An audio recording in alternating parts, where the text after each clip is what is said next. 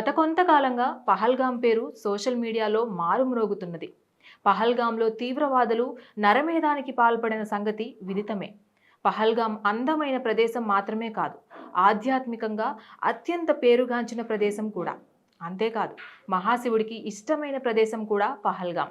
పురాణాల కథనాల ప్రకారం ఈ పహల్గాం ప్రాంతానికి అత్యంత ప్రాముఖ్యత ఉంది.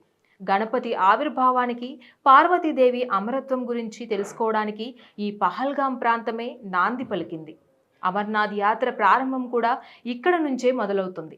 చారిత్రాత్మకంగా, ఆధ్యాత్మికంగా ఉండే ప్రాముఖ్యత ఏమిటో ఈ వీడియోలో తెలుసుకుందాం రండి.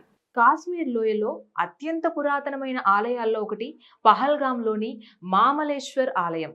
చారిత్రకారుల అభిప్రాయం ప్రకారం ఈ దేవాలయాన్ని 12వ శతాబ్దంలో నిర్మించారని అంటారు.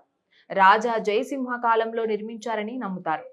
ఈ ఆలయంలోని శివలింగం నీటి బుగ్గలో కవర్ చేయబడి ఉంటుంది.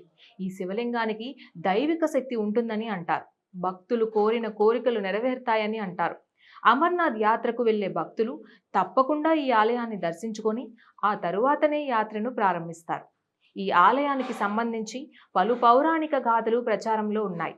పార్వతీదేవి స్నానానికి వెళ్తూ పసుపుతో ఓ పిల్లవాడిని చేసి ఆ పిల్లవాడికి ప్రాణం పోసి కాపలాగా ఉంచి వెళ్తుంది.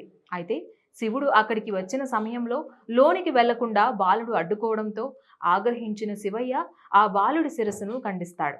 ఆ తరువాత విషయం తెలుసుకుని గజాననుడి తలను బాలుడికి అతికిస్తారు. ఈ సంఘటన పహల్గాంలోనే జరిగిందని అందరూ కూడా నమ్ముతారు. ఈ ఆలయంలో అనేక ప్రత్యేకతలు ఉన్నాయి. ఇక్కడ మనకు 2 ముఖాల నంది దర్శనమిస్తుంది. మిగతా శివాలయాల కంటే భిన్నంగా నంది ఇక్కడ దర్శనమివ్వడం విశేషం. మామలేశ్వర ఆలయాన్ని సందర్శించకుండా పహల్గాం యాత్ర పూర్తి కాదని, మామలేశ్వర్ను తప్పనిసరిగా దర్శించాలని పండితులు చెప్తున్నారు. మహాశివుని కోసం పార్వతీదేవి పహల్గాం ప్రాంతంలోనే తపస్సు చేసిందని అంటారు. శివపార్వతుల కలయిక, వివాహం, ప్రేమ, భక్తికి చిహ్నంగా పహల్గాంను చెప్తారు. పురాణాల ప్రకారం ఈ ఆలయం 8వ శతాబ్దం కంటే పురాతనమైనదిగా చెప్తారు. మునులు, ఋషులు, సాధకులు ఎందరో ఈ ప్రదేశంలో తపస్సు చేసుకున్నారని అంటారు. మహాశివుడు అమరత్వం గురించి పార్వతీదేవికి తెలియజేసేందుకు పహల్గాం నుంచి బయలుదేరానని, పహల్గాంలోనే శివుడు నందీశ్వరుని వదిలేశారని అంటారు. అమర్నాథుడిని దర్శించుకునేందుకు వచ్చే భక్తులకు పహల్గాం నుంచి మార్గం ఉందని నంది భక్తులకు తెలియజేస్తుంటాడని అంటారు.